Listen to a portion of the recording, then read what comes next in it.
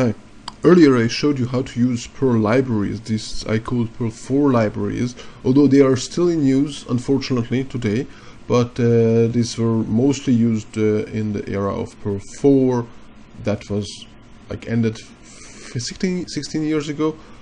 So probably they're not recommended to use anymore, but you should understand how they worked and how they work, and when you encounter them to see what the problems are. So let's go over what the problems are. One of the problems is that it's all or nothing. Let's look at the example we had. We had here, this is the library, and it has 3 functions.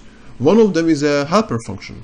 So if you require that library here in this script, then in this script you will have now all the 3 functions and also this variable, the $base variable.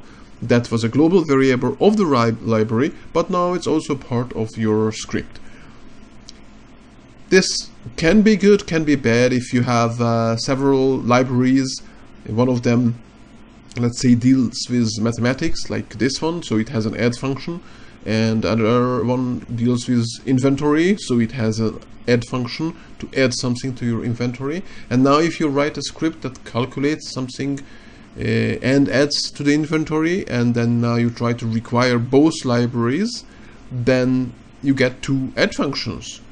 And that was the second potential problem. The second problem is that the potential of collision of multiple functions having the same name, and then one of them gets redefined, is increasing with the number of libraries, with the number of functions, and in general it's just there. So and then what happens is that depending on the order of require, one of them wins, the second one wins.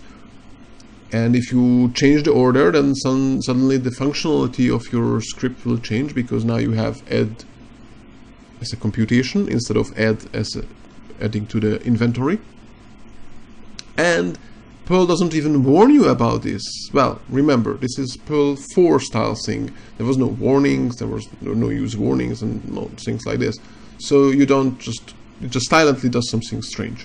And the third thing is the global variables. You saw that $base, which was a variable that probably was needed by the library, by the internal functions of the library. A module, someone who's using the library shouldn't care about that variable, but still you have that. So now that can collide with another $base in the script itself.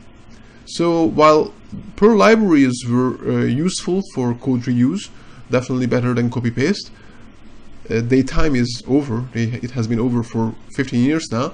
So we'll show how to move them to some better things. And one of the solutions was back then is to use prefixes. So one of the solutions people came up with that, okay, in order to avoid collision between the same name functions, let's make sure that they don't have the same name.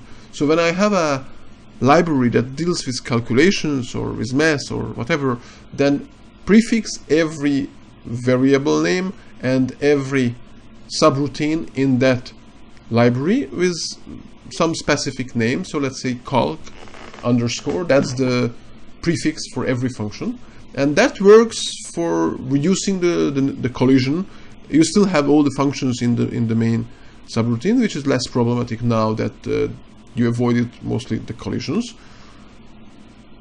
And but then the problem is, or inconvenience is, that now here inside this library you have to use all these prefixes all the time, and then it's just not really nice. And Perl 5 has a really nice solution for it, and that's called Perl modules, and we'll talk about that in the next chapter.